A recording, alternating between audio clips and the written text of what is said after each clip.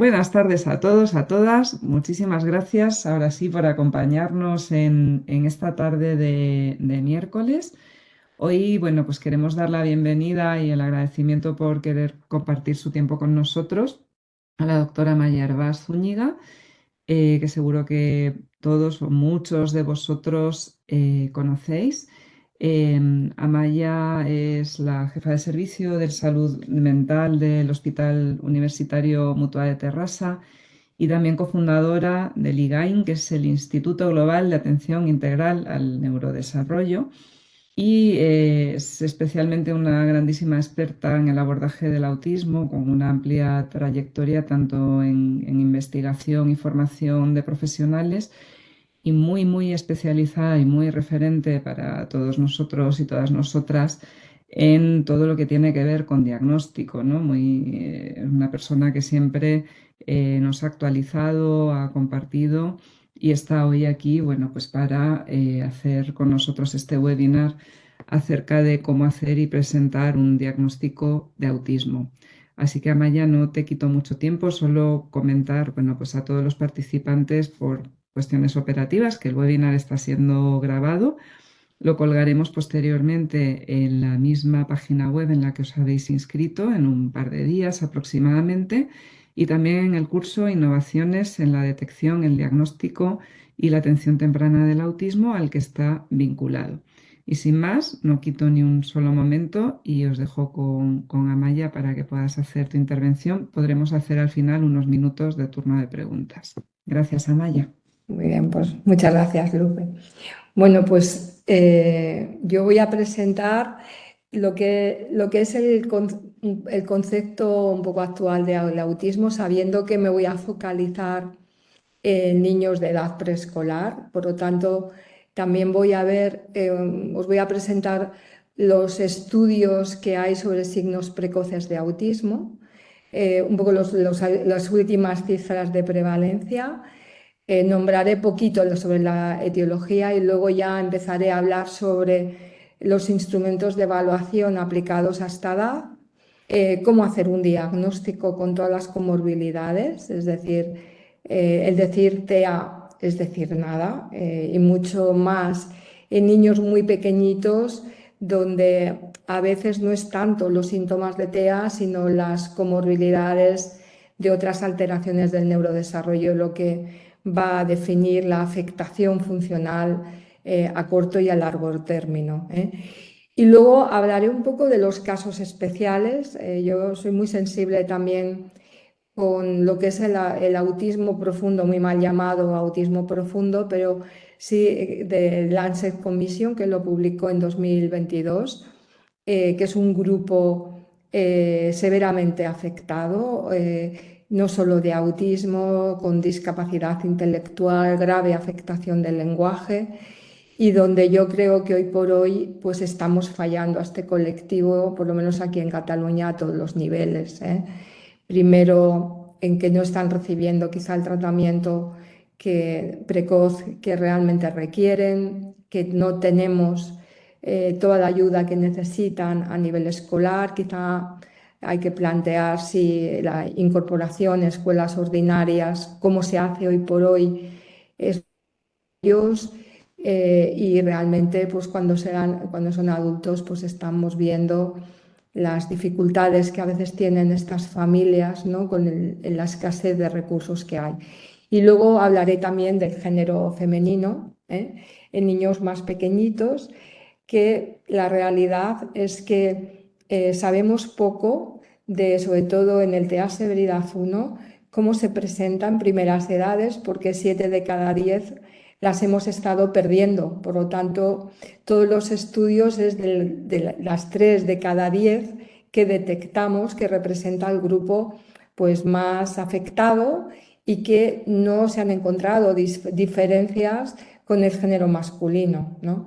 Yo creo que hay un grupo de niñas que su desarrollo hasta los 5 años es prácticamente muy semejante a lo que puede ser un desarrollo normalizado, que la estamos viendo constantemente con comorbilidades que llegan en época adolescente tardía o adulta temprana.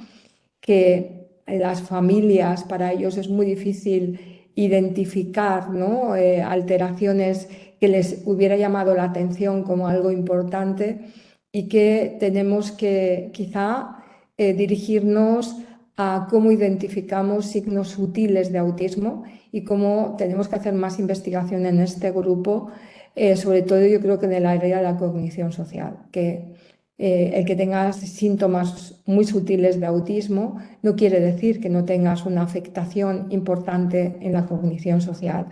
Y todos nuestros instrumentos de detección de signos precoces de autismo pues van encaminados a síntomas nucleares de autismo y no tenemos realmente instrumentos de detección donde abordemos los signos precoces cognitivos de autismo. Entonces, primero, ¿qué es el autismo? ¿Qué ha supuesto el autismo? El autismo ha supuesto, yo creo que a nivel del neurodesarrollo, algo importantísimo. Primero, es algo que aparece muy tempranamente en el desarrollo a nivel del embarazo, que nos ha abierto una ventana sobre cómo los síntomas en el desarrollo, según se va desarrollando el cerebro, van cambiando. Es decir, hay signos de autismo que aparecen, que luego desaparecen y aparecen otros, dependiendo de la edad a que el cerebro madura. Y esto también es muy relevante porque ha abierto también la idea de las ventanas evolutivas, es decir, sabemos que en signos nucleares de autismo la efectividad de la intervención en los 5 años primeros es muchísimo mejor que más tardíamente, es decir, que muchas veces los síntomas nucleares de autismo cuando reciben una intervención temprana pues realmente disminuyen o algunos desaparecen, que no quiere decir que se cure el autismo, sino que estos signos de aparición muy temprana pues realmente van a mejorar mucho, pero luego aparecen signos más relacionados con la cognición social, más relacionados con factores que influyen en el aprendizaje o la función ejecutiva. Sabemos que una gran mayoría de los trastornos del espectro autista o del autismo, podríamos decir, tiene una base genética. La base genética en lo que influye es sobre todo en cómo se va desarrollando la corteza cerebral. Ya veis aquí, por ejemplo, como en el grupo control las neuronas están más separadas que en el grupo de personas con autismo que tienen una mayor interconectividad proximal y en cambio tienen más dificultades de interconectividad en áreas más distantes. Por lo tanto, vamos a ver que afecta también a nivel genético en el desarrollo de la sinapsis, de la conexión entre neuronas, en todo lo que es la muerte celular también y lo que es la eliminación de sinapsis, que también es necesaria para todo lo que es la especialización. Pero una de las cosas muy importantes que tenemos que pensar, primero es que hay una enorme variabilidad en el autismo.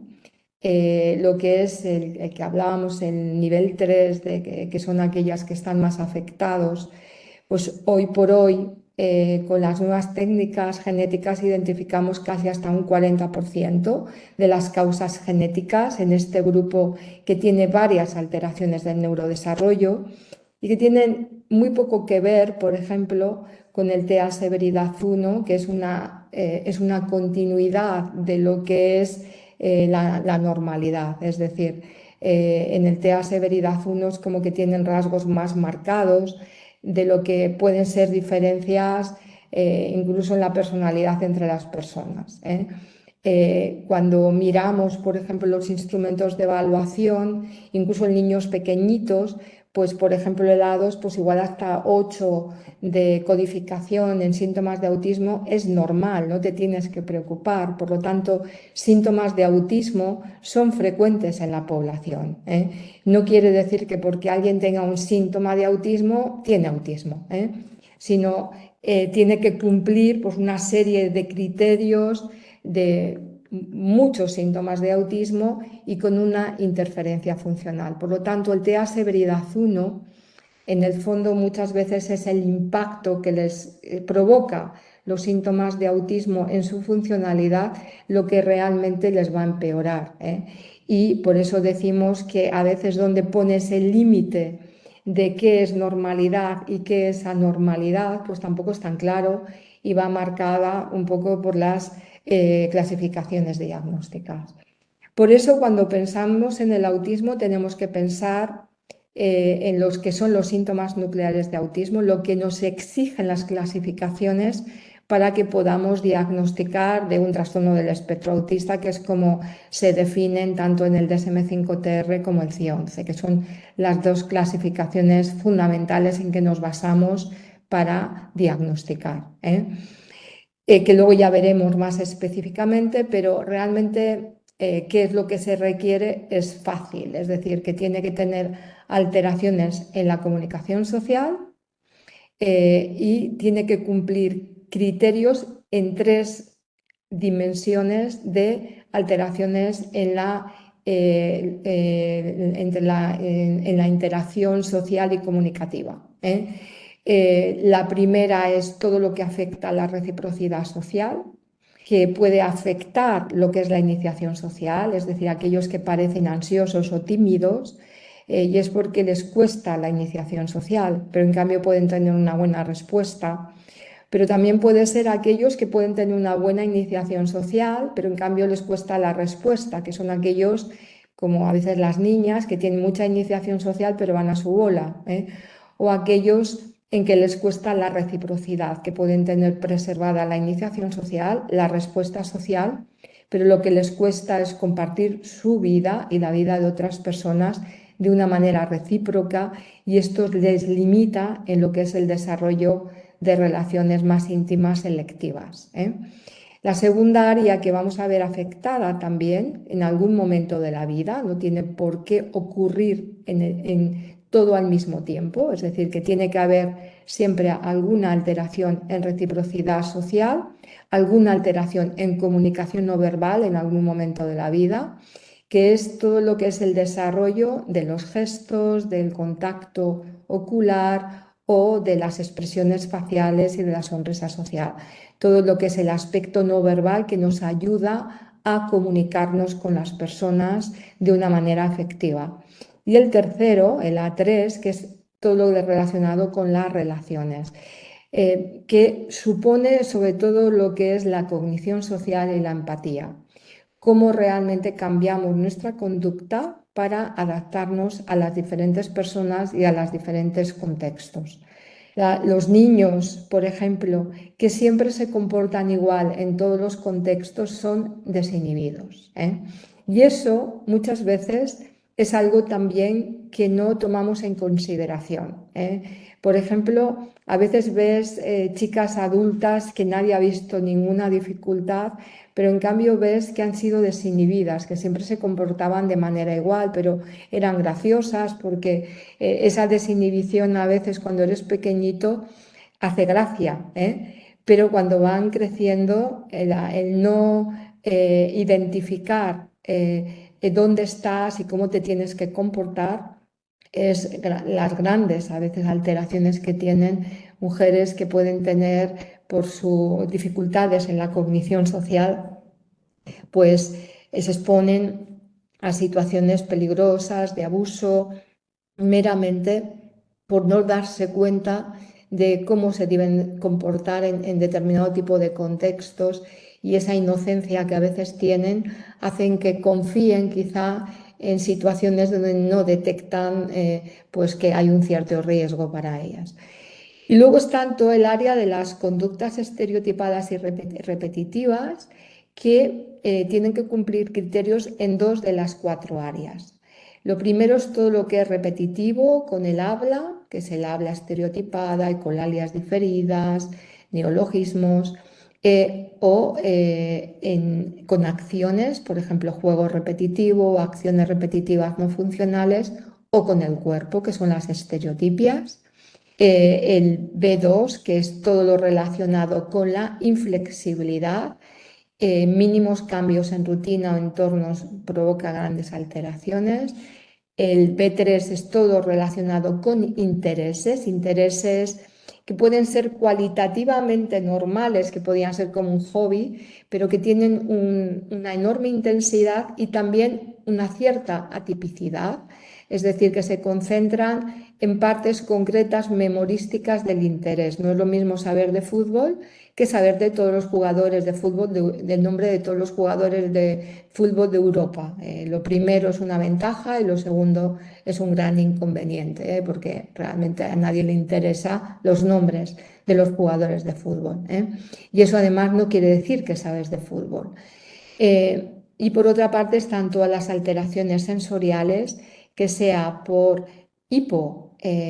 hipopercepción sensorial, aquellos que no detectan el calor, el frío, el dolor, el hambre, que estamos viendo que esto está relacionado, es un signo muy temprano en el desarrollo y que está relacionado con alteraciones importantes en el área de regulación perceptiva, emocional, y que vamos a ver también que está relacionado con problemas alimentarios más tardíamente o incluso con áreas relacionadas con esta disociación que a veces tienen por la hiposensorialidad, podríamos decir, está relacionado también con la alexitimia o la falta de identificación emocional, incluso con la falta de identificación de las propias cogniciones.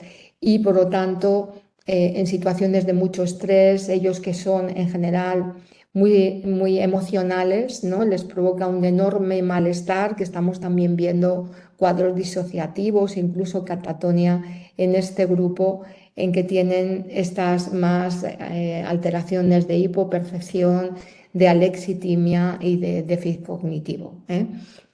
Pero esto es un poco lo que es esencial para hacer un diagnóstico de TEA. Pero dentro del diagnóstico, según el DSM-5, tenemos que especificar todos los modificadores clínicos, es decir, cualquier alteración del neurodesarrollo que va asociado, ya sea discapacidad intelectual, afectación del lenguaje expresivo, inatención, hiperactividad o impulsividad, problemas de aprendizaje, alteraciones motoras, por ejemplo los tics, que vamos a ver que muy frecuentemente van asociados al TEA, y sobre todo muy obvios en los primeros años de la vida. Tradicionalmente el autismo no se ha diagnosticado y en cambio se ha diagnosticado con lo que iba asociado: la discapacidad intelectual, el trastorno del lenguaje, el TDAH, es decir, que ha sido unas mayores confusiones diagnósticas que ha habido en las primeras edades con el autismo, que se diagnosticaba la comorbilidad pero no se identificaba el autismo. Es decir, también a veces es comprensible que niños muy impulsivos, muy movidos, muy descontrolados, con problemas de conducta, que no hayan hecho gestos, por ejemplo, a las familias, pues les importa menos que sean enormemente agresivos donde van, o que realmente en el colegio estén expulsados o que tengan muchos problemas de conducta. Y por lo tanto, muchas veces los signos de autismo, que a veces pueden ser muy sutiles, han pasado totalmente desapercibidos, y es cuando van creciendo donde y quizá ya la hiperactividad o la impulsividad pues va mejorando cuando las dificultades dentro del autismo pues son más obvias.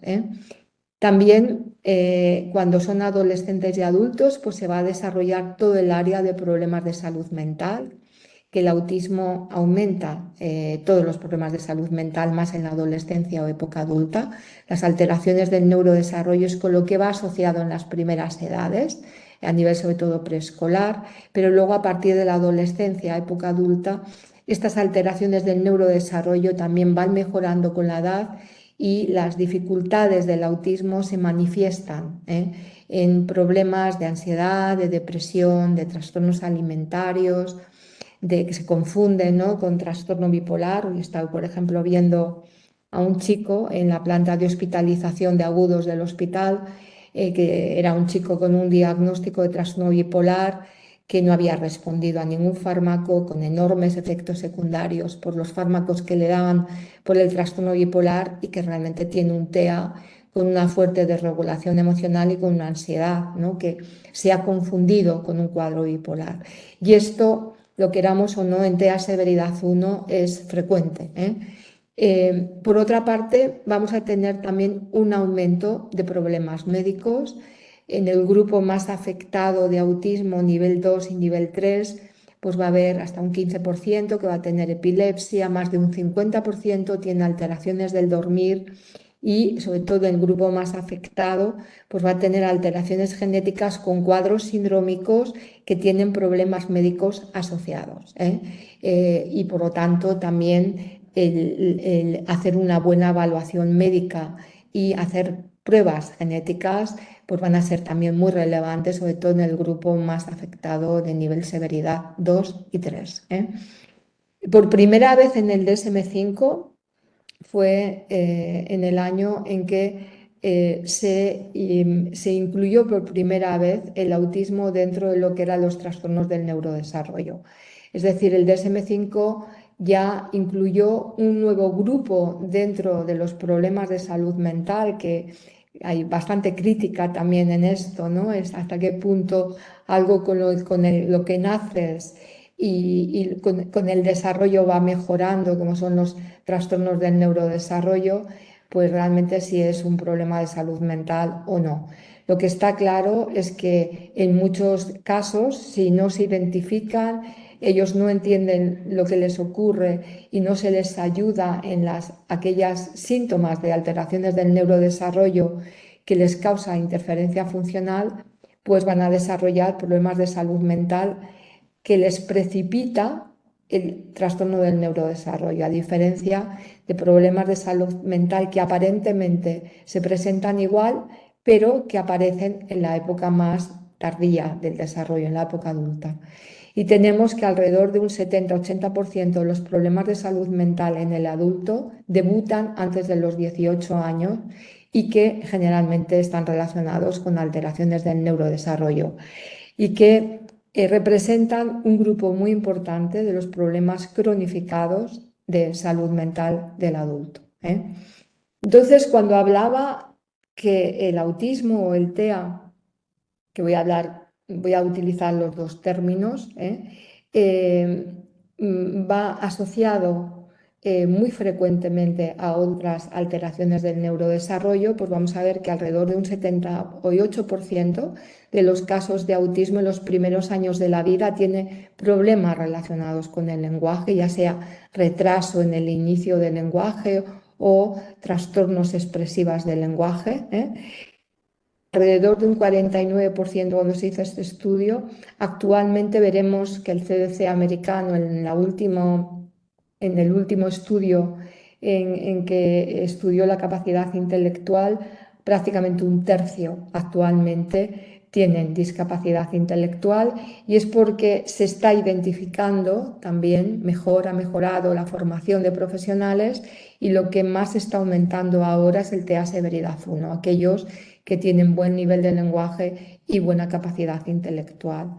Alteraciones motoras un 37%, yo creo que esto claramente está infradetectado, es decir, yo creo que las alteraciones motoras son muy, muy frecuentes en todo el TEA, sea 1, sea 2 o sea 3, ¿eh? La hiperactividad severa, pues prácticamente casi la mitad van a tener hiperactividad, impulsividad y la frecuente, alrededor de un 60%. Las alteraciones de conducta pues también son frecuentes, aquí un 14%, otros estudios pues prácticamente dicen que alrededor de un 30-40% van a tener alteraciones de conducta, epilepsia es alrededor entre un 9 y un 15%, y alteraciones de dormir, ahora que ha habido muchos más estudios, por más de un 50% de ellos van a tener alteraciones del dormir. Es decir, que aquí en este estudio pues claramente está infradetectado, ¿eh? ¿Cuál es la prevalencia? Pues realmente lo que vamos a ver es que realmente el aumento el número de casos que se van detectando de autismo, sobre todo ha aumentado desde el 2010, yo creo que relacionado con una mejor formación de los profesionales en la detección de los casos de autismo en aquellos que tienen buena funcionalidad. También es verdad que han cambiado los criterios diagnósticos. En cambio, en algunos aspectos son más restrictivos que, por ejemplo, el DSM-4, que meramente el DSM-4 con que tuvieran alteraciones en la comunicación social inicialmente era suficiente para hacer un diagnóstico de trastorno generalizado del desarrollo. Posteriormente, la revisión del DSM-4 sí que ya introdujo que tenían que tener alguna alteración dentro de las conductas repetitivas. El DSM-5, como habéis visto, tiene que tener afectación en 3 áreas de la reciprocidad socioemocional y en 2 áreas de las conductas repetitivas. Por lo tanto, no es que sea menos exigente, pero sí que los profesionales están más formados para identificarlo. La prevalencia pues, ha aumentado mucho con los últimos años. En el último estudio quizá más conocido, que es de datos del 2000 publicado en el 2023, era de 1 en 36, un 2,7% en datos del CDC americano en edad de 8 años. Acaba de publicar ahora el último estudio del CDC americano, donde ya todavía es más frecuente, 1 en 31, es decir, que ha aumentado otra vez la prevalencia en 8 años, y en niños de 4 años 1 en 34. Es decir, que vamos a ver cómo el CDC, pues, que depende también de una mejor identificación y diagnóstico, porque está en parte basado en registros administrativos, médicos y escolares, pues realmente cuanto más identifica, pues van aumentando los casos que se incluye dentro del CDC americano. En general, la prevalencia de TEA mundial, que hay un metaanálisis reciente, es de alrededor de un 1%, con una enorme variabilidad basado en los diferentes sistemas de salud que haya. A nivel de discapacidad intelectual, en discapacidad intelectual moderada y severa asociada con el autismo, la prevalencia de autismo es muchísimo mayor, es prácticamente un 40%, y es muy similar en el género femenino y masculino. En cambio, en adultos, esto es en adultos que no tienen discapacidad intelectual, existen 10 casos diagnosticados de autismo con capacidad intelectual dentro de la normalidad por cada mujer. Si a nivel de estudios epidemiológicos en infancia hay 3 niños por cada niña, pues claramente en todo este proceso perdemos 7 mujeres con capacidades intelectuales que no las detectamos dentro de la normalidad, que no las detectamos en infancia, y que luego aparecen con diferentes cuadros de salud mental que no responden a los tratamientos, y que actualmente pues, los profesionales de salud mental de adultos pues, están dándose cuenta de que tienen que formarse en esta área. Por otra parte, vamos a ver también, espera que quería bajar, bueno, voy a bajarme esto aquí. También en los estudios de España, a nivel de prevalencia preescolar, a nivel de edad preescolar de autismo, pues el estudio de Fortea fue uno de los primeros en Canarias, donde yo siempre digo que la formación en instrumentos de diagnóstico, cuando vine hace 28 años de Inglaterra, lo hice al equipo de psicólogos escolares de Canarias, que tenía un equipo específico de autismo hace 29 años. Y yo siempre digo que no es casualidad que el primer estudio epidemiológico que se hizo en preescolares fue el estudio de Fortea Sevilla en Canarias, donde él encontró una prevalencia de autismo del 0,61%. Otro de los estudios muy importantes que se ha hecho a nivel epidemiológico en España es el estudio de Paula Morales, que hizo un estudio exhaustivo en las escuelas de Tarragona y que encontró una prevalencia de 1,55. Es un estudio realmente muy bien hecho, donde encontró una prevalencia en preescolares de 1,55 y en edad escolar de un 1%. El estudio nosotros que publicamos en Autismo Research encontramos una prevalencia de diagnóstico de autismo en Servicio Público de Cataluña de 1,23%, con claramente un aumento muy importante de diagnóstico en niños comparado con niñas, alrededor de 4 veces más, bueno, que es un poco también lo que está dentro de los equipos de los estudios epidemiológicos poblacionales. Esto eran menores de 18 años. En aquella época el sistema administrativo de salud mental de adultos no incluía el autismo y muchos de los casos de adolescentes de 18 años que tenían diagnóstico de autismo o de TEA, pues pasaban a la edad adulta y les cambiaban el diagnóstico. Esto es un poco cómo han aumentado, ¿no?, el ratio de la prevalencia del autismo a lo largo de los años. Ya ha pasado de 1 en 150 en el año 2000, en el 2020 1 en 36 y ahora el reciente estudio de 1 en 31. Y esto también ha ido relacionado con un aumento de detección, sobre todo en el TEA más funcional, como la capacidad intelectual y habilidad del lenguaje, que es el TEA Severidad 1, y solo un 37,9% en el estudio del CDC americano tenían una discapacidad intelectual con un CI menor de 70. Un estudio que me mucho, ¿no? Y es como en una muestra amplia de estas bases de datos que tienen los escandinavos muy amplios a nivel de registro poblacional, se ve que el que se diagnostique el autismo va muy relacionada, y a qué edad se diagnostica, va muy relacionada con la comorbilidad que tienen.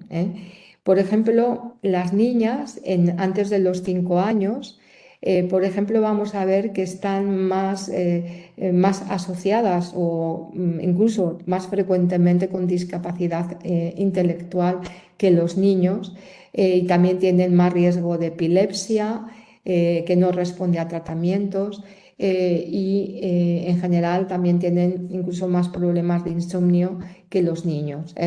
Por lo tanto, el ratio de identificación en primeras edades de niñas y niños asociado a discapacidad intelectual, aquellos más afectados, pues vamos a ver que es muy similar en niños menores de 5 años. En lo que es ya más edad escolar, a partir de los 5 o 6 años, las comorbilidades más frecuentes en el género en los niños son todo relacionado con dificultades atencionales o de hiperactividad. Aquí lo veis en naranja, sobre todo. Que son, por ejemplo, todo relacionado con el TDAH, relacionado con los problemas de aprendizaje, problemas de conducta, problemas relacionados con tics o Tourette, ¿no? Y ahí sí que vamos a ver que se identifican en edad infantil, ¿no?, a partir de los 5 o 6 años, mucho más frecuente los niños que las niñas. Y en cambio, luego yo creo que esto es muy relevante, por ejemplo, en la adolescencia, en cambio, las adolescentes que tienen TEA, la comorbilidad con problemas emocionales, sea de ansiedad, de depresión, de trastornos alimentarios, incluso la confusión con trastornos bipolares por la desregulación emocional, por este perfil más relacionada también con trastornos de personalidad, que se ha confundido con trastorno límite de personalidad, son mucho más frecuentes que en el género masculino. Y por lo tanto, muchas veces, ¿qué es lo que está ocurriendo en este momento? Igual los llevan equipos de trastornos alimentarios, equipos de salud mental que ven que no responden, como hoy también, pues bueno, que ven que tienen diagnóstico de trastorno bipolares que no ha respondido a nada, y ahí se plantean si realmente puede haber un trastorno del espectro autista subyacente que ni los padres ni los equipos de salud mental lo han identificado. En general, la edad de diagnóstico media a nivel de un estudio en metaanálisis que hubo a nivel de 35 países del mundo era de 60 meses. Por lo tanto, vemos que el diagnóstico sigue siendo muy tardíamente. Yo creo que nos hemos confiado de que a veces ya, bueno, creo que es muy bueno que no tengamos que hacer un diagnóstico para tratar síntomas de autismo que tengan interferencia, pero también es verdad que en algún momento tenemos que decir a los padres y darles un diagnóstico definitivo, ¿eh? Veremos que ya a partir del año y medio y sobre todo a los 2 años, aquellos que cumplen todos los criterios de autismo, de TEA según el DSM-5, el 97% van a seguir cumpliéndolos 5 años más tarde. Por lo tanto, no tiene ningún sentido que alarguemos un proceso de duelo de las familias manteniendo la esperanza de que el autismo se le va a curar porque se le está haciendo una intervención temprana. Es decir, que la recomendación es que si a los 2 años cumple criterios diagnósticos del DSM-5-TR de TEA, tendremos que diagnosticarlo, ¿eh? Y para evitar a los padres esa perpetuación de esta incertidumbre sobre el diagnóstico. ¿Cuáles son los que tienen más retraso en el diagnóstico? Pues el género femenino, como hemos dicho, hay muchas niñas, sobre todo de TEA severidad 1, que no se detectan, que igual es verdad que con los métodos de detección de screening actuales, pues igual no van dirigidos para identificar aquellos que tienen síntomas sutiles nucleares de autismo y en cambio tienen afectación en la cognición social importante que les afecta de una manera funcional muy relevante cuando van creciendo, ¿eh? Y luego todo lo que es más grave también de autismo que va asociado con otros problemas, ¿no? Por ejemplo, si tienen trastornos del lenguaje o TDAH o problemas de psicomotricidad o discapacidad intelectual o mutismo o epilepsia o grave prematuridad, se prefiere diagnosticar lo asociado antes que dar malas noticias a la familia y decir que tiene un autismo, ¿eh? Y por lo tanto, estos también han sido los grupos que tradicionalmente han sido menos diagnosticados. Y los padres que ellos mismos tienen autismo, que a veces ellos, pues bueno, han crecido, muchos de ellos son también pues, personas que tienen funcionales o que igual tienen rasgos solo y que ellos pues tampoco dan quizá la importancia que igual con el tiempo va cobrando estos síntomas de autismo, ¿eh? Esto es un poco dentro de lo que es el desarrollo evolutivo dentro de la normalidad, porque yo creo que para trabajar en autismo tenemos que saber qué es un desarrollo normal para identificar todo lo que se desvía de la normalidad. Uno de los aspectos muy importantes es lo que es el lenguaje, tanto expresivo como de comprensión. Y aquí vemos, por ejemplo, que el lenguaje, pues todo lo que es la comunicación preverbal, que es todo lo que es el balbuceo, pues hasta los 8 meses es no intencional, pero a partir de los 9 o 12 meses, entre los 9 y 12 meses ya tiene una intención comunicativa. A partir de los 12 meses ya empieza todo lo que es el desarrollo del lenguaje funcional. A partir de los 18 meses ya empiezan a combinar, por ejemplo, dos palabras sin verbo y a partir de los 2 años pues ya hacen frases, ¿no? Sobre todo ya combinando dos palabras con un verbo y a partir de los 36 meses, entre los 36 y 72, pues ya hacen un discurso narrativo donde ya empiezan a hacer frases más largas, ¿eh? Vemos que entre 1 y 8 meses los niños pues ya reaccionan a la voz de los padres, se dirigen al sonido de quien habla, incluso ya reaccionan a voces de cuando los padres están enfadados o cuando son voces cariñosas o incluso identifican la voz de sus padres. Entre los 9 y 12 meses ya empiezan ya a especializar el área de desarrollo del lenguaje más relacionado con el lenguaje al que están expuestos, ¿eh? El lenguaje primordial en que les hablan y que escuchan. Y aquí pues ya reconocen su nombre y responden al nombre y ya reconocen las personas y los objetos ya que les rodean. Entre los 12 y 18 meses ya comprenden entre 50 y 100 palabras sin apoyo visual y responden a órdenes también simples sin apoyo visual. Entre los 18 y 24 meses ya reconocen palabras que no estén presentes, es decir, que no sean concretas, y también responden a frases de 2 palabras y comprenden también lenguaje abstracto, como dentro, fuera, encima, delante.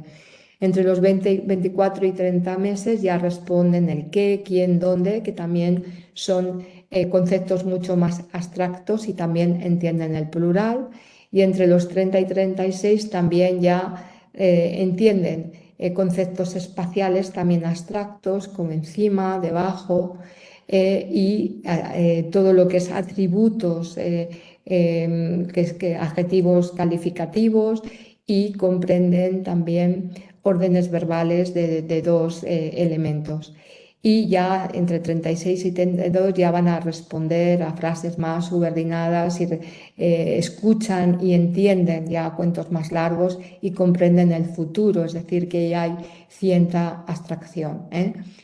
Dentro de la evaluación del juego, pues vamos a tener entre los 0 y 2 años que, sobre todo, lo más importante es el juego funcional a estas edades, que esto es muy importante en el autismo. Los niños en los primeros años de la vida son repetitivos, pero son funcionales. Por lo tanto, el que sea repetitivo en el juego no quiere decir que sea un síntoma de autismo. Lo que es importante es que sea un juego no funcional. Es decir, si tú tienes un teléfono y con él estás aporreando y haciendo ruido, eso es un juego no funcional.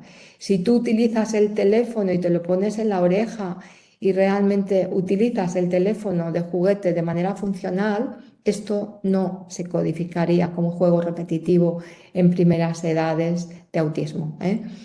A partir de los 2 o 6 años ya empieza todo lo que es el juego simbólico, aquello que das vida a los objetos, a las muñecas, y sobre todo ya aquel juego ya más imaginativo, donde ya no solo les das vida, sino que les das ideas propias y que hablan por ellos mismos, que inician acciones por ellos mismos, donde el niño ya va creando a través de los juguetes.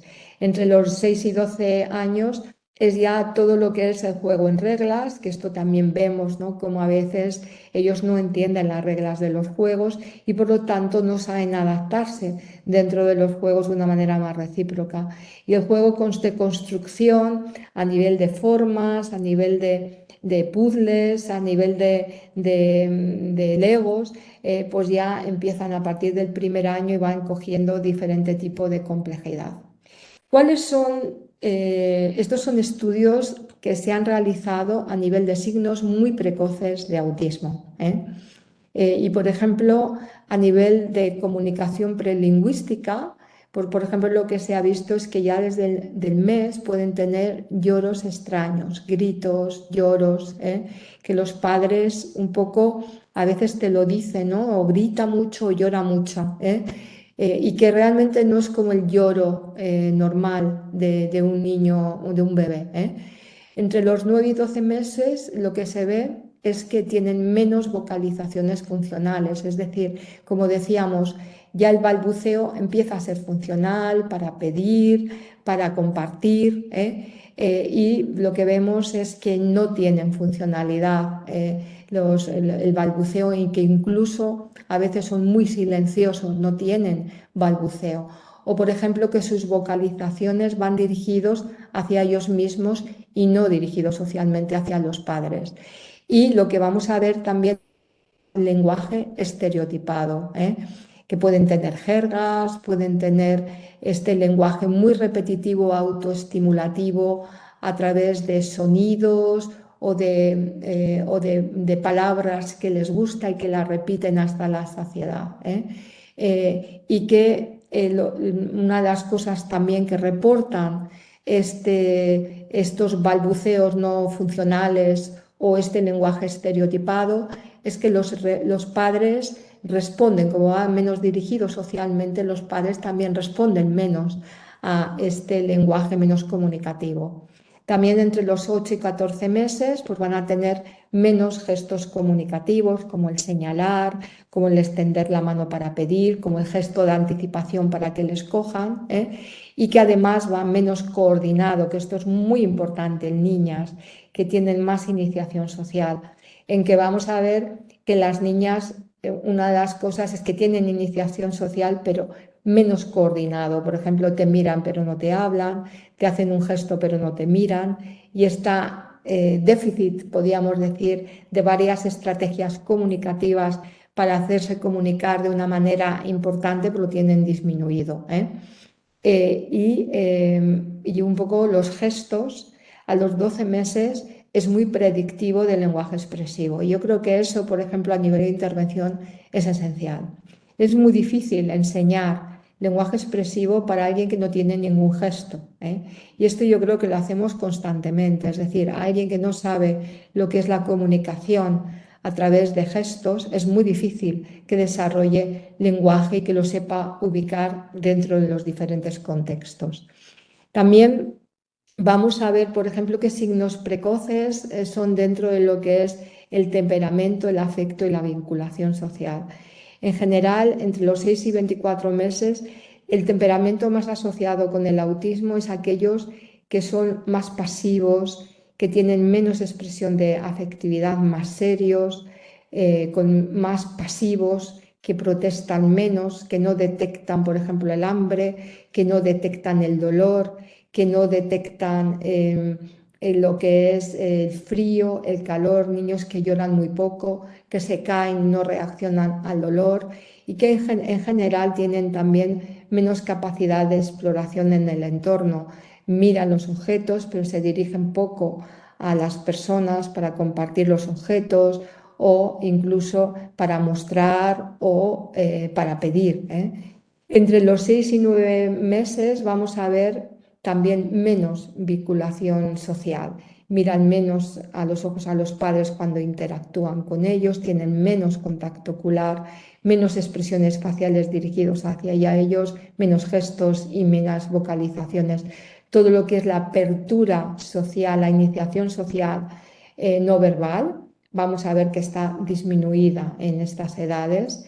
Y también a los 12 meses, por ejemplo, no miran a los padres cuando les tocan.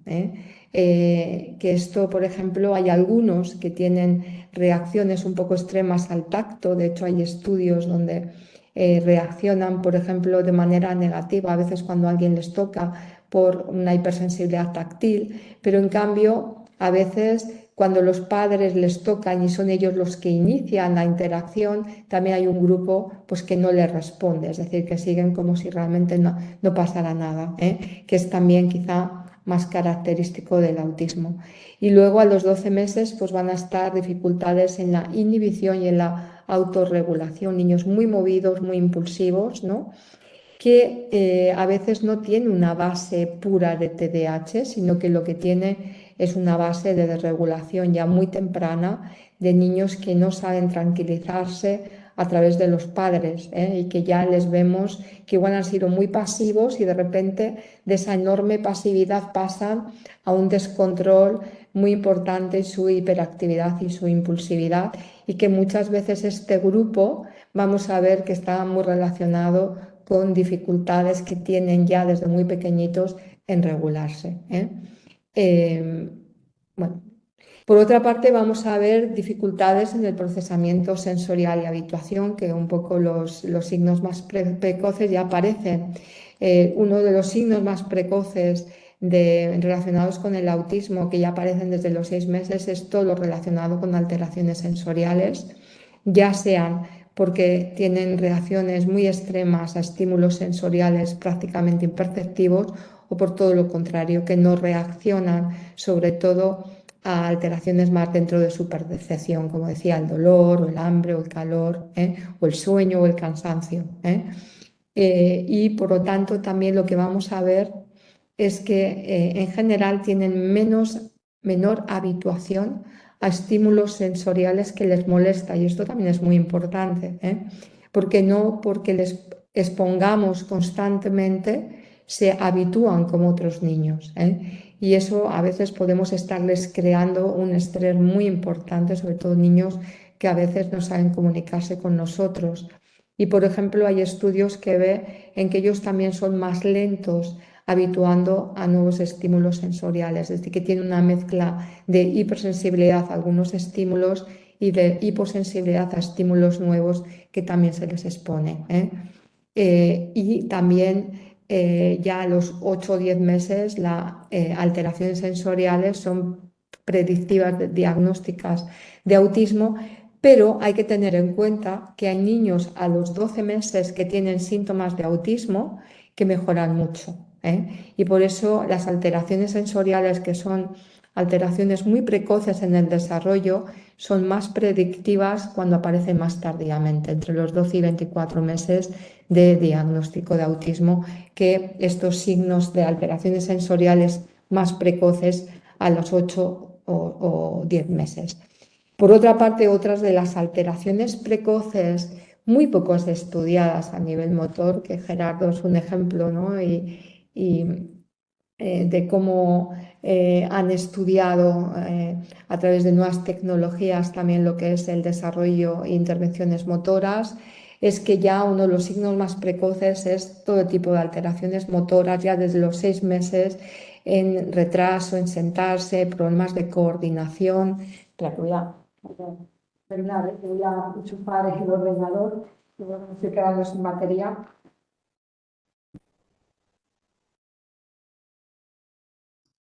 No te preocupes, Amaya, la batería es importante. Vale, ya estoy, ¿eh? Solo es un segundo que lo tenía que Perfecto. preparado.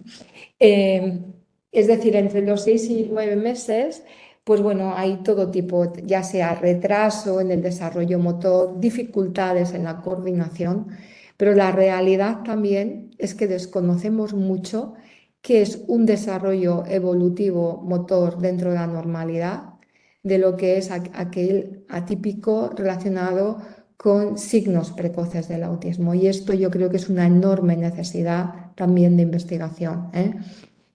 A los 9 meses, pues realmente vamos a empezar a ver niños, por ejemplo, que tienen conductas más repetitivas, de explorar visualmente pues, aspectos muy concretos de los juguetes o de los objetos.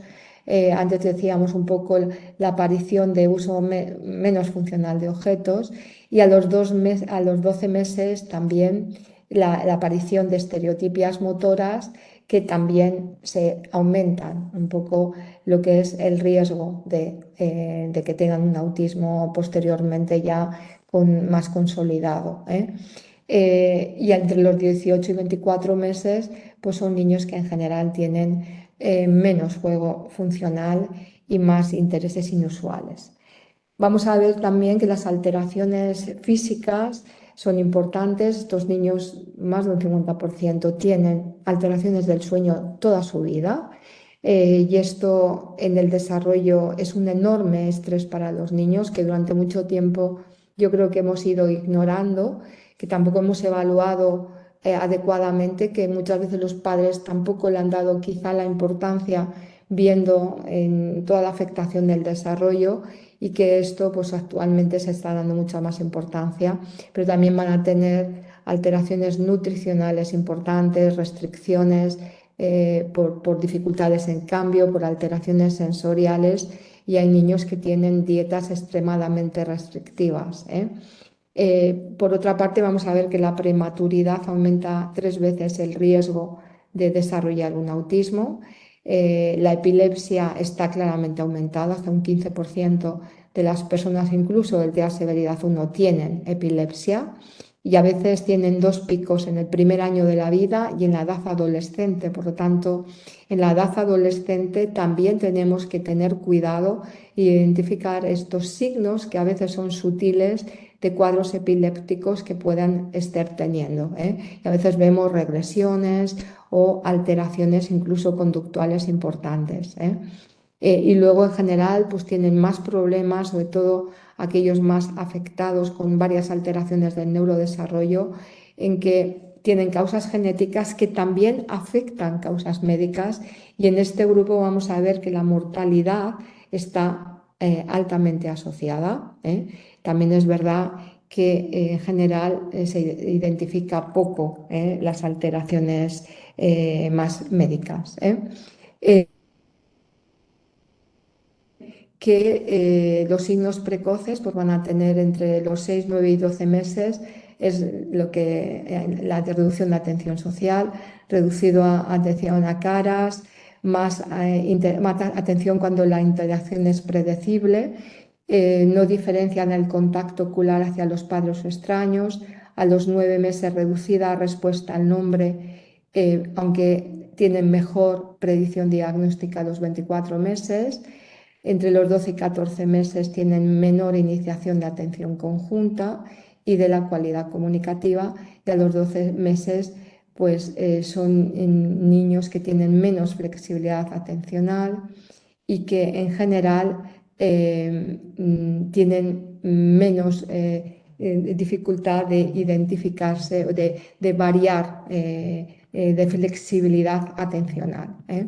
Bueno, voy a pasar un poco, y esto es un poco acabamos de actualizar la guía de pediatría, y dentro de la guía que acaba de salir hace 15 días, cuáles son los criterios de alerta inmediata.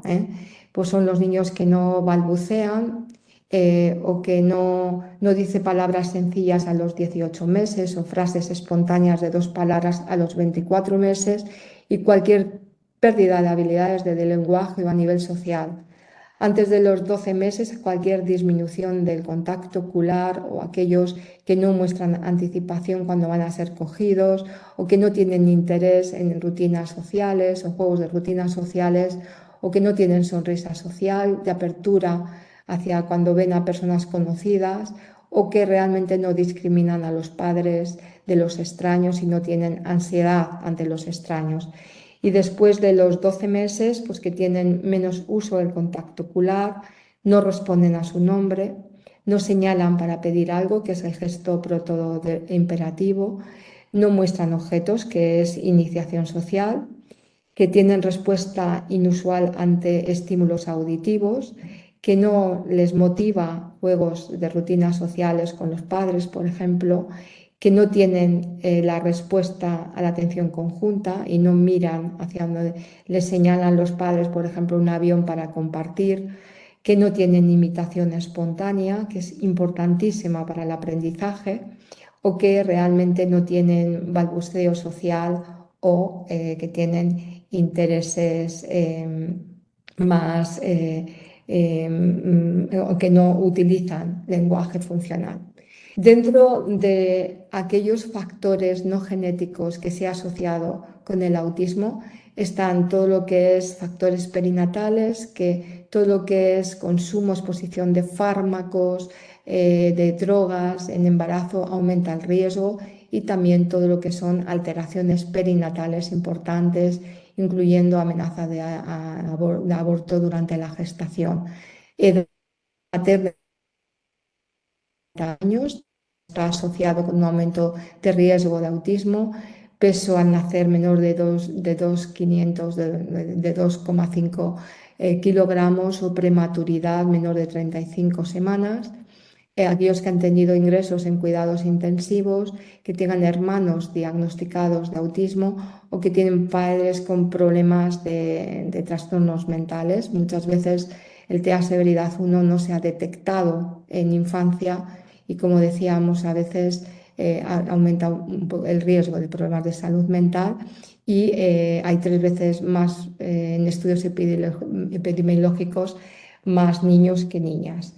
La evaluación es todo lo que vamos a hacer para recoger la información, es decir, la evaluación es cualquier cosa que la persona, el profesional que vaya a hacer el diagnóstico, considere de importancia para evaluar cualquier tipo de desviación en el desarrollo del niño que esté desviado de lo que es un desarrollo normalizado.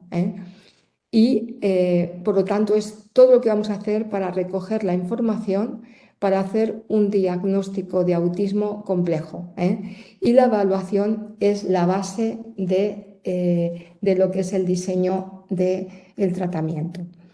Va a haber, lo más importante es lo que es la evaluación no estandarizada, que sobre todo es el primer contacto con la familia y con los niños, donde vamos a hacer una historia clínica del desarrollo, donde vamos a identificar cualquier tipo de desviación en todas las áreas, no solo las implicadas en el autismo, sino cualquier área del desarrollo que sea una desviación de lo que es un desarrollo típico. Por lo tanto, tenemos que saber cómo se desarrolla el lenguaje, el desarrollo motor, el desarrollo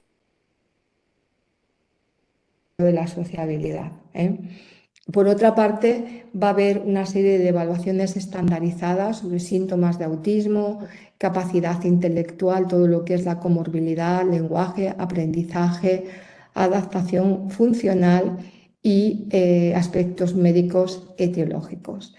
Es decir, lo primero que vamos a hacer es, antes de que vengan a la visita, recoger información. Nosotros tenemos un protocolo donde ellos ya nos mandan todos los informes y que incluso nos rellenan una serie de cuestionarios ya con síntomas, evaluando síntomas nucleares de autismo y evaluando comorbilidad, ¿eh? Incluso pues, ellos nos rellenan información más general sobre problemas médicos o problemas que han tenido. Y luego ya ahí ya convocamos a la primera visita ya a los padres y a los niños. Y en esta primera visita hacemos una historia del desarrollo muy completa, una historia clínica, donde ya en esta primera visita hacemos ya una hipótesis diagnóstica de si tiene autismo o se sospecha autismo y si tiene otras alteraciones del neurodesarrollo, un trastorno del lenguaje, una hiperactividad, una dificultad atencional, una discapacidad intelectual, y ahí organizamos una evaluación muy concentrada en los aspectos en que hemos identificado en la historia clínica que hay una desviación de la normalidad, ¿eh? Después de la evaluación, el clínico es quien va a hacer el diagnóstico complejo, no solo si tiene TEA, sino también todo lo asociado. En la historia clínica, pues es importante ver el motivo de consulta, todos los antecedentes familiares y personales. Por ejemplo, este chico adulto que yo estaba evaluando, el padre había tenido 3 primos de la misma familia que habían muerto por suicidio, ¿eh? Es decir, todos estos aspectos muy relevantes a nivel de problemas de salud mental bueno, que realmente te puede dar información sobre cuadros afectivos o otro tipo de psicopatología. En la historia del desarrollo, pues como vemos, hay un aumento de problemas obstétricos y perinatales que también apuntan también a un incremento del riesgo, la característica del temperamento, por ejemplo, como os decía, y todo lo que es asociado en alteraciones psicomotrices, como hemos visto, desarrollo no verbal, que es un síntoma nuclear de autismo, pero también en lo que es el desarrollo del lenguaje expresivo, que también está muy asociado con autismo, el control de esfínteres también asociado no solo a discapacidad intelectual, sino también a esta baja percepción que tienen también pues, de si tienen la vejiga llena o necesitan ir a hacer sus necesidades, ¿no? Luego vamos a recoger todo lo que es el desarrollo de la sociabilidad, la comunicación y de los intereses y de la sensorialidad, cómo se va desarrollando el aprendizaje para detectar problemas de aprendizaje asociados, si existen regresión, si existen tics, que también alrededor de un 10% van a tener cuadros de tics y de Tourette, ¿eh? La primera fase, pues también es importante dentro de lo que es una evaluación no estandarizada, jugar con los niños, ver cómo su sociabilidad, su iniciación, cómo su juego y cómo interaccionan con nosotros sin conocernos. Y es importante por recoger todo lo que es información de la escuela, del entorno y de la familia, evidentemente, y cómo están en otros contextos que no sean un contexto clínico. Y también pues, es necesaria una exploración física. Muchos de ellos en los primeros años van a tener un aumento del perímetro craneal, del peso, de todo lo que es el tamaño cerebral, con una megancefalia, que también es importante detectarlo, y la presencia de alteraciones congénitas menores muy relacionada con cuadros sindrómicos. Dentro de lo que es instrumentos de cribado que nosotros utilizamos también la evaluación de niños pequeños, en menores de 5 años pues es el MChat, que es con la entrevista de follow-up, que es el instrumento. Esto también está recogida de esta actualización de la guía de pediatría. Y en aquellos que tienen 5 años o más, como instrumento de screening se recomienda la escala australiana para el síndrome de Asperger, que es la que tiene una validación en la población española. Como vamos a ver, el MChat es válido a partir de los 16 meses y en niños entre los 6 y 16 meses utilizamos el ITC, que es una reinada también por padres, como el MChat, donde aquí es algo muy fácil de pasar y que va a identificar sobre todo alteraciones más en el desarrollo del lenguaje. El MChat, un poco recordar que tiene 23 ítems, que hay ítems que son normales y otros son críticos. Si falla en 2 críticos o más, evidentemente, o en 3 o más que no sean críticos, pues realmente ya se considera que no se pasa el MChat. La entrevista de follow-up se hace en los casos dudosos, en aquellos claramente anormales o claramente normales. No pasamos la entrevista de follow-up, que es también una entrevista que se puede hacer vía telefónica, que es muy fácil de pasar, lleva menos de 5 minutos y lo que se hace es clarificar a través de la entrevista los ítems que no haya pasado dentro del MChat.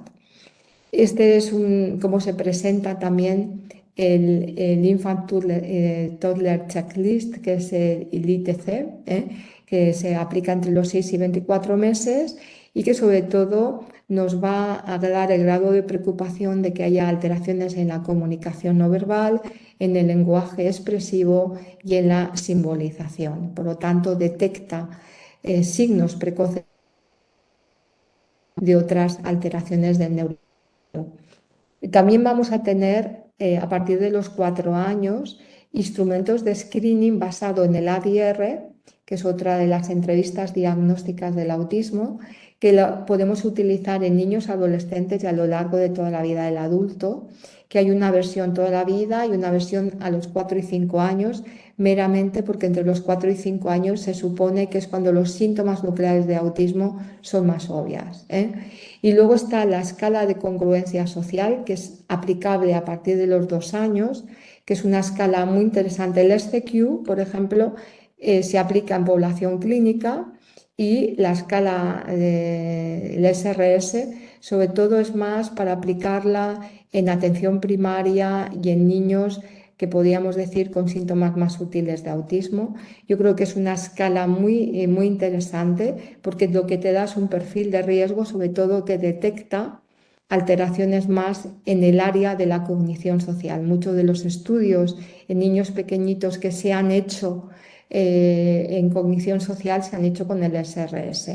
Y hay un área, una medida, la conciencia social, por ejemplo, si captan señales sociales, la cognición social, que es la capacidad de interpretar las señales sociales, la comunicación social, si ellos tienen comunicación social expresiva, la motivación social, si están motivados para comunicarse socialmente, y todo el área de las conductas repetitivas. Vamos a tener también, dentro de la evaluación diagnóstica estandarizada, pues vamos a tener el ADR, que es una entrevista que se hace con los padres o cuidadores. En aquellos más mayores lo hacemos con incluso hermanos que les conozcan cuando eran pequeñitos. Y aunque TEA Ediciones tiene la versión que es válida a partir de los 24 meses de edad cronológica y 18 meses de edad mental, actualmente hay un algoritmo diagnóstico válido a partir de los 12 meses que todavía TEA Ediciones no le ha sacado. Actualmente se han también desarrollado nuevos algoritmos, sobre todo para niños y adolescentes en el ADR, que tampoco lo ha sacado TEA Ediciones, pero que sí que se facilitan dentro del proceso de formación. Y luego está el ADOS, que es una entrevista que se hace, una evaluación semiestructurada que se hace a partir de los niños de 12 meses, que es el módulo T, y también es válido en niños, adolescentes y adultos, como es el ADR. Pero esto sí que es una entrevista que se hace a través del juego para niños a partir de los 12 meses, y ya en adolescentes y adultos es más basado en codificaciones. Este es el algoritmo de helados que en niños más pequeñitos, entre los 12 y 30 meses, no clasifica, como es a partir de los 30 meses, en aquellos que tienen muchos síntomas de autismo, que le llaman autismo, aquellos que tienen menos síntomas de autismo, que se llama espectro autista, o aquellos que tienen algún síntoma de autismo compatible con la normalidad, que es el NOTEA. En los niños más pequeñitos, entre los 12 y 30 meses, se habla de grado de preocupación, que lo que se observa en la evaluación esté relacionado con que tenga un autismo posteriormente. Por lo tanto, es como una evaluación, podríamos decir, un poco que nos dice el riesgo en que consoliden un diagnóstico de autismo. Este es el algoritmo del ADR, que, como os decía, también actualmente ha cambiado los algoritmos para niños y adolescentes basado en nuevas validaciones que no se han incorporado dentro de las compañías editoriales, pero sí que vamos a tener, es un instrumento que un poco lo comunicamos en las tres áreas de interacción social, comunicación y conducta restringida, y alteraciones del desarrollo. Y lo que tiene la ADR, que es la entrevista que se hace con padres o con cuidadores, es que tiene una gran especificidad, es decir, que es muy bueno en identificar lo que es no autismo. Este es el algoritmo, por ejemplo, cómo se presenta el algoritmo de lados, con la puntuación total. Y, por ejemplo, aquí es el rango de preocupación para un niño, por ejemplo, de 18 meses. Esto es cómo se presenta, ¿no? Si es significativo las 4 áreas que mide el ADR. Y, por otra parte, unos aspectos importantes es saber si las alteraciones evolutivas están explicadas por una discapacidad intelectual o no. En el autismo vamos a ver que vamos a tener niños que incluso tienen una superdotación no verbal, pero que tienen una grave afectación del lenguaje, y que igual no tienen lenguaje, pero en cambio tienen una superdotación no verbal.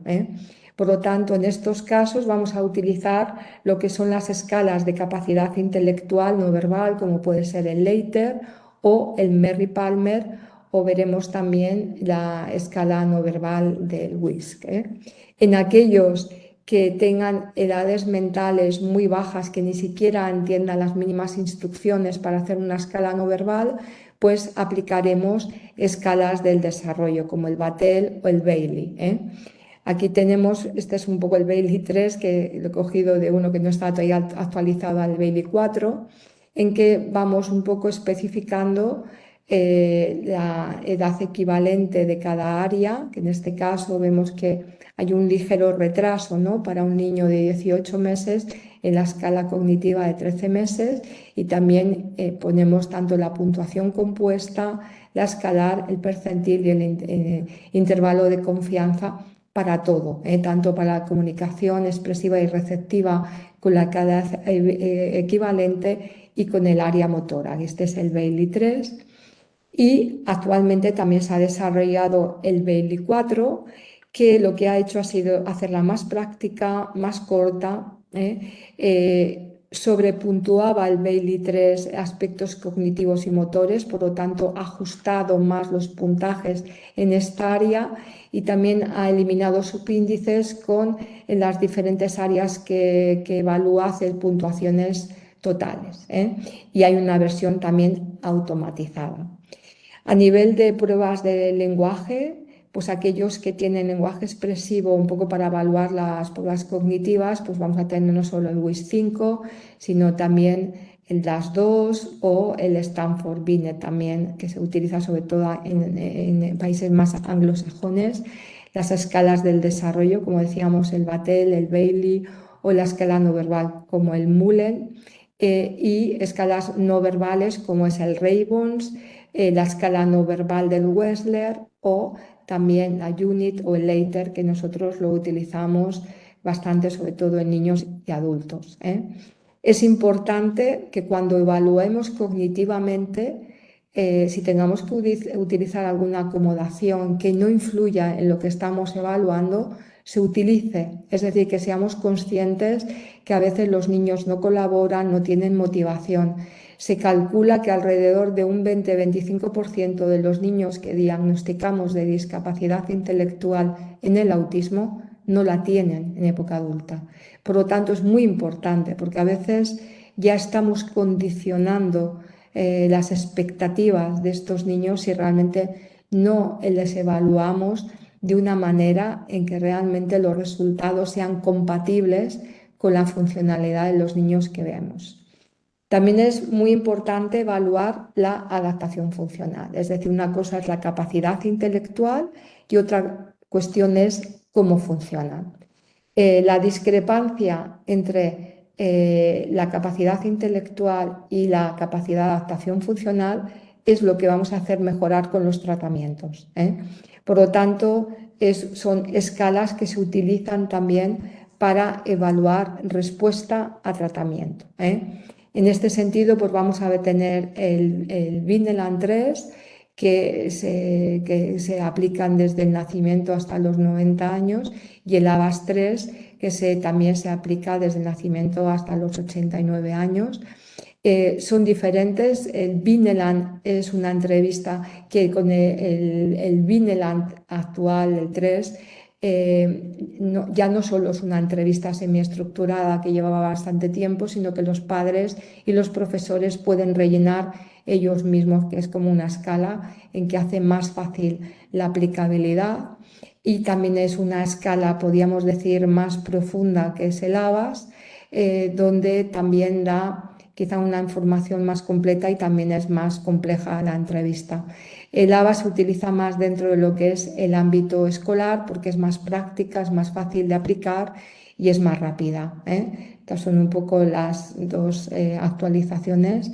Esto es como también se presenta dentro de los informes, lo que se describe, también es el Vineland 2, que habría que actualizarlo al Vineland 3, y luego se ponen un poco todos los resultados de edad y de puntuación estándar, con el nivel de adaptación que tienen.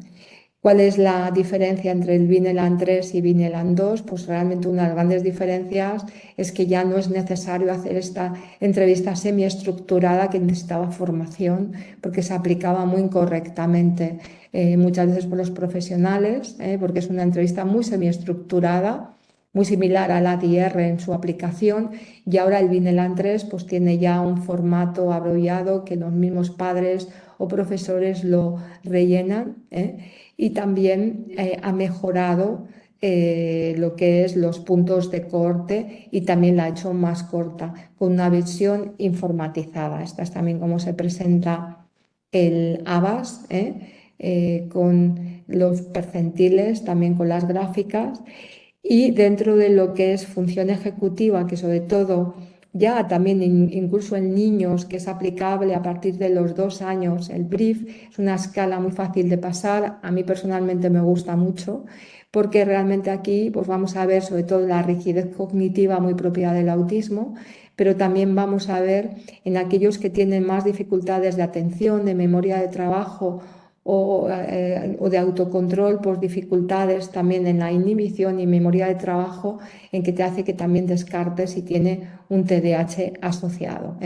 Por lo tanto, que algunos de los problemas, aquellos que tienen TDAH asociado con TEA, es que pueden tener grave afectación de la función ejecutiva, es decir, a las dificultades de planificación y de flexibilidad cognitiva propia del TEA se les añaden las dificultades de inhibición, y de memoria de trabajo propia del TDAH. Dentro de la evaluación de juego, pues vamos a tener el test de Costello, donde sobre todo es un estudio entre 1 y 3 años de la simbolización de los niños. Va a estar el CASBI, por ejemplo, que va a hacer un estudio también desde el nacimiento hasta los 30 meses de todo tipo de juego.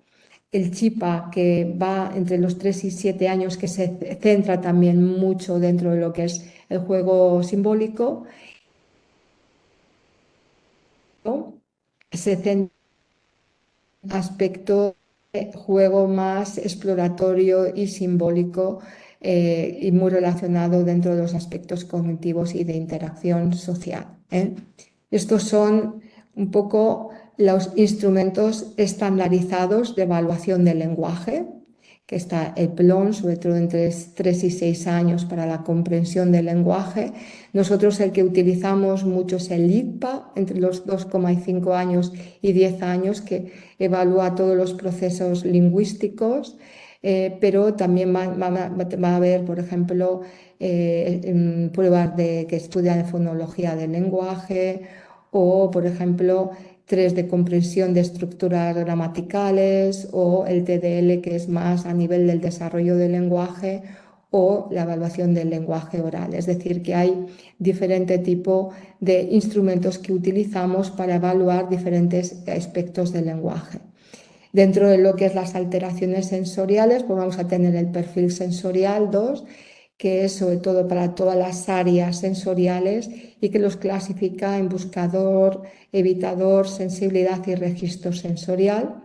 Y luego está el Sensory Challenge Protocol, que es ya 10 estímulos a los que se expone y para observar las reacciones a los diferentes estímulos sensoriales.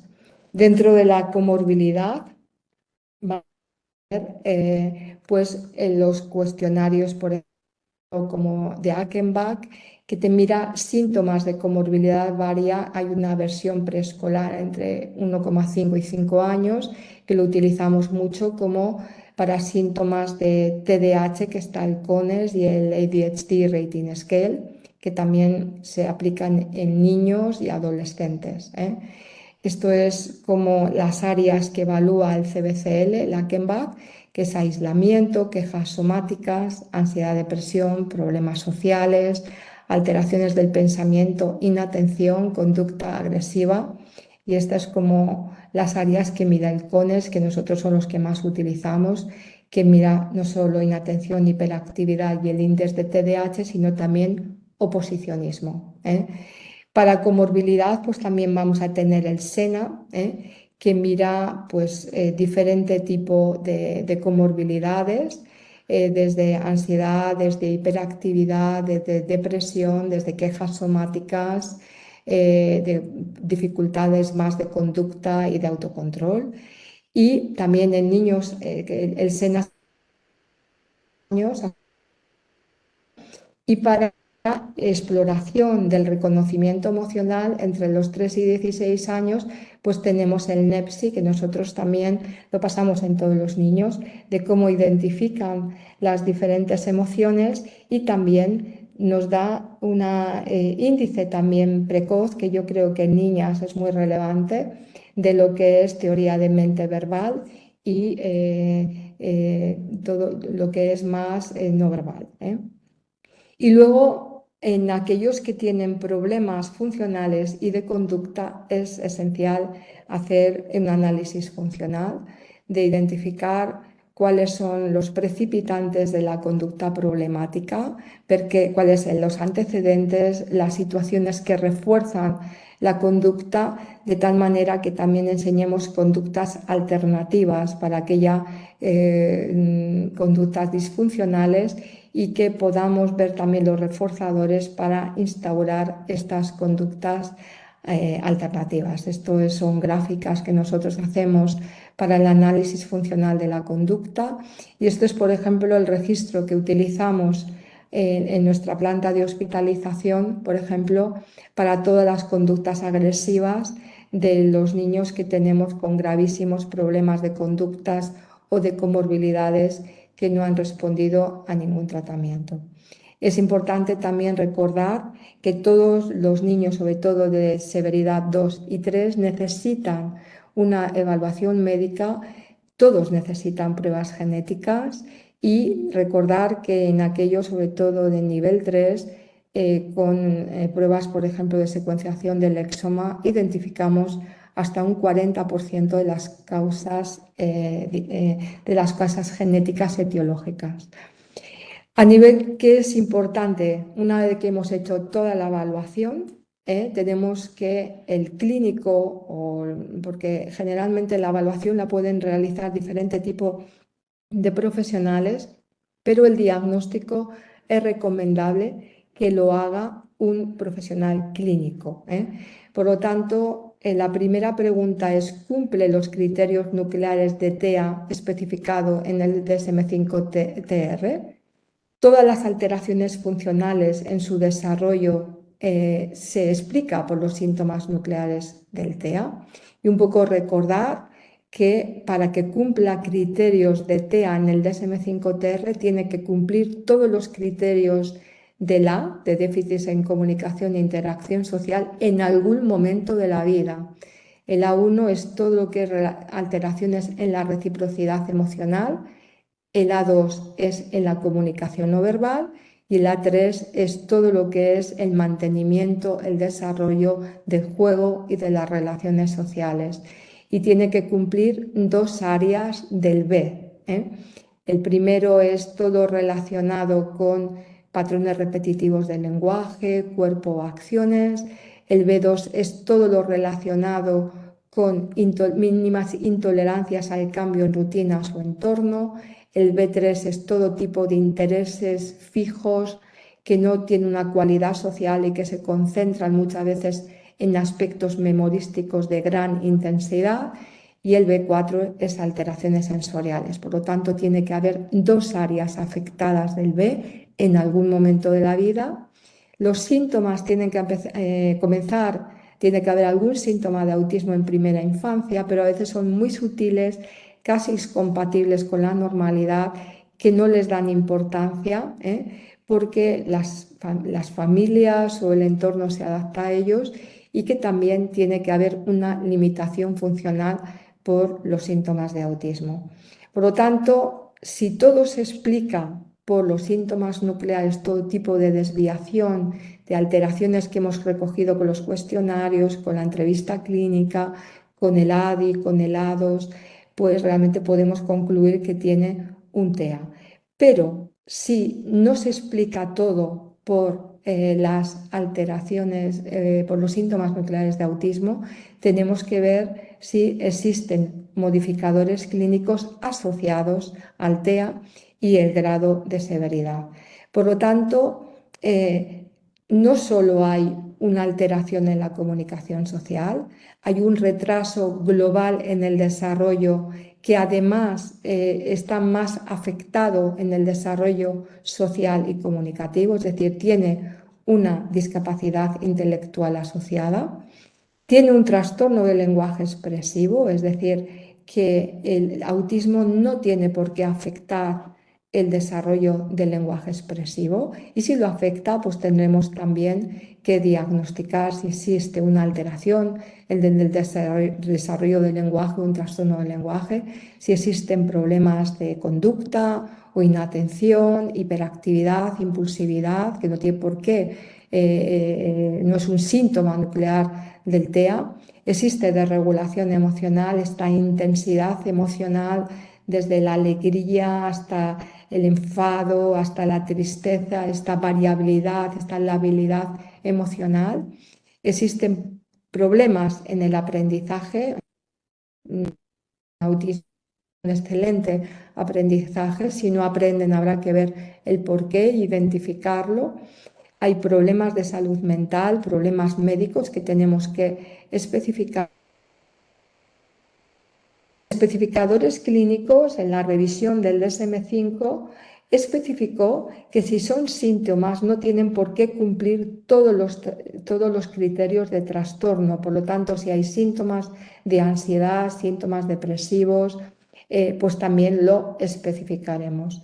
Un 10%, quizá no en niños pequeñitos, pero sí en adolescencia, van a tener catatonia, que muchas veces son cuadros disociativos, ¿eh?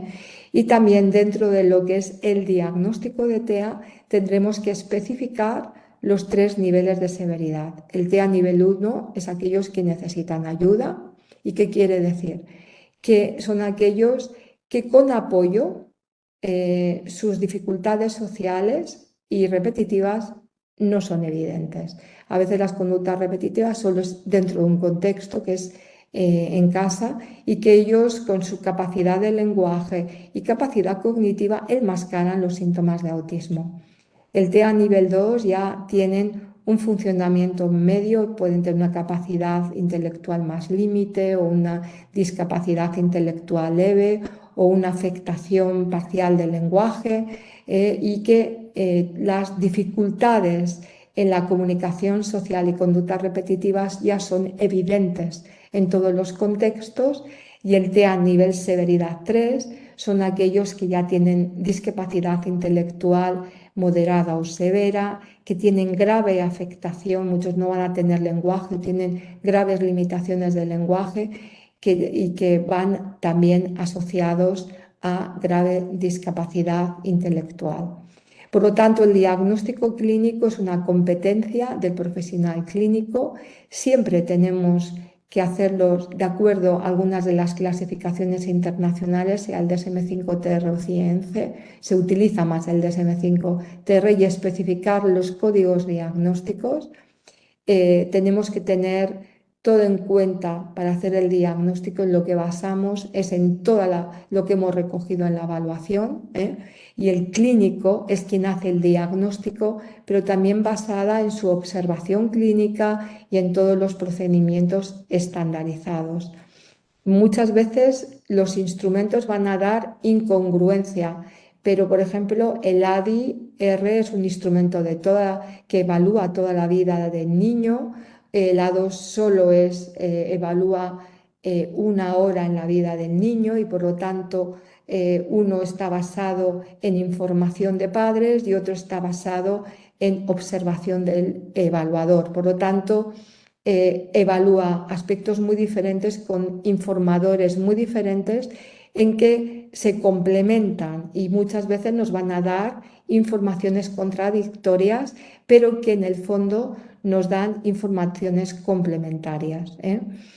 También es importante que no, a veces los síntomas subclínicos, aquellos que tienen síntomas de TEA que les causa interferencia funcional, que es lo que llamamos síntomas subclínicos, también están relacionadas con más psicopatología en época adolescente y adulto. Por lo tanto, aunque no cumplan criterios, y tienen síntomas de autismo que causa interferencia funcional, también tenemos que tratarlo, ¿eh? Y que en principio, como vamos a presentar el diagnóstico del DSM-5, tenemos que decir primero si cumple criterios de TEA. Aquí ya veis los códigos del DSM-5 y del CIE-11. El nivel de ayuda, por ejemplo, ayuda notable, que es nivel 2 en los déficits de la comunicación social, y ayuda, que es nivel 1 en conductas repetitivas. Aquí presenta una capacidad cognitiva en la media, que tiene un retraso en la adquisición del lenguaje, que cumple criterios de TDAH de acuerdo al DSM-5-TR, con el código correspondiente tanto del DSM-5-TR como el del CIE-11, y tiene dificultades fonéticas y dificultades en lo que es adquirir la lectoescritura, y sí que también se diagnostica una dislexia, y tiene sintomatología de ansiedad sin llegar a cumplir criterios de ningún trastorno. No hay regresión y no hay catatonia, ¿eh? Y voy a parar aquí por si tenéis alguna pregunta, que me ha alargado bastante, ¿eh? No pasa nada, Maya. Muchísimas gracias por, bueno, pues precisamente por alargarte y por no omitir los detalles en tu presentación, que tan importantes son en estos momentos diagnósticos. No hemos recopilado muchas preguntas, pero sí han lanzado un poco alguna reflexión un poco en abierto, que seguro que también interesa tu opinión.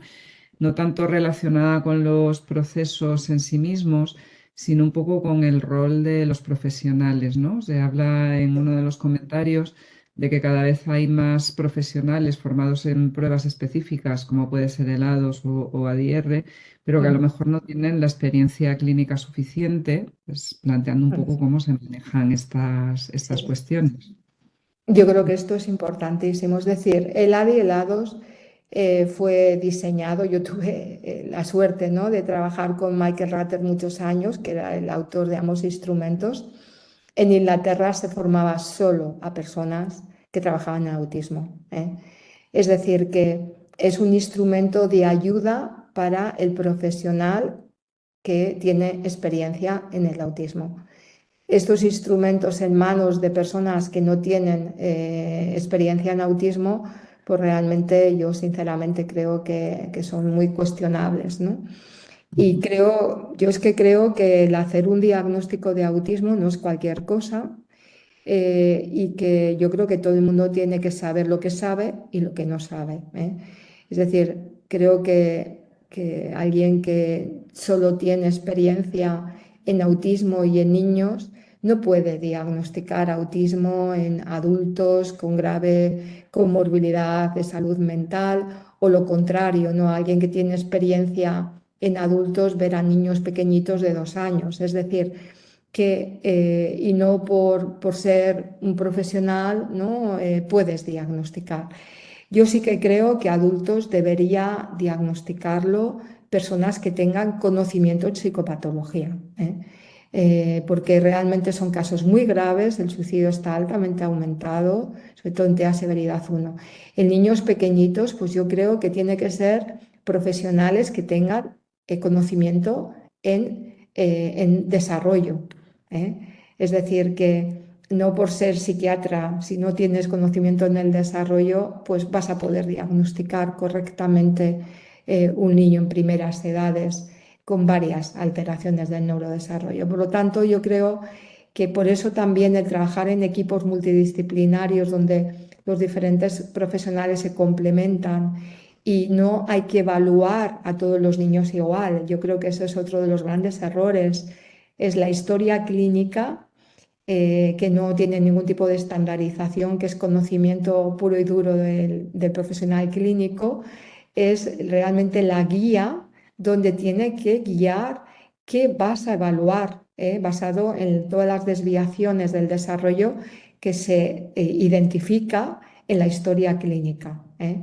Y por lo tanto, yo creo, y las evaluaciones de repetición, que no lo he dicho, pero, por ejemplo, sí que hay que reevaluar, pero no hay que reevaluar con el HADOS o el diagnóstico si ya has hecho el diagnóstico, sino que tienes que reevaluar, por ejemplo, un niño que empieza a tener dificultades de aprendizaje, o un niño que tiene dificultades de cognición social, o que realmente tiene dificultades de función ejecutiva. Basado en el momento que tú ves que hay alteraciones funcionales, tu evaluación va muy dirigido a aquello que está causando problemas en el momento que vas a evaluar. No vas a repetir otra vez toda la secuencia de cosas que hiciste hace un año, ¿eh? Y eso yo creo que todo tiene que tener sentido. Es decir, la evaluación meramente por repetir pruebas, que yo creo que esto ahora también se está haciendo mucho, ¿no? Creo que no dice nada, sinceramente, ¿no? Es decir, es una ayuda, que el profesional ya en la primera visita tiene que saber qué diagnóstico piensa que tiene, no solo si tiene TEA, sino también todas las comorbilidades, y tú diseñar la evaluación para probarte que realmente tu criterio es también lo que se demuestra a través de las pruebas estandarizadas. Yo creo que cuando realmente no nos da la información que queremos, es lo más importante, porque es algo que estamos perdiendo. Es decir, un niño, por ejemplo, que decimos que tiene una discapacidad intelectual y que a ti no te concuerda con la primera visión porque te ha parecido que era un niño espabilado, rápido, ¿no? Pues eso es importantísimo, porque es un déficit de atención que tú no lo has visto en la entrevista, ¿eh? Claro. Y eso es lo que en el fondo creo que es la riqueza entre la experiencia del evaluador y las pruebas estandarizadas, que a veces te dan información que igual tú también has perdido y que no te encaja dentro de lo que es la evaluación, ¿eh?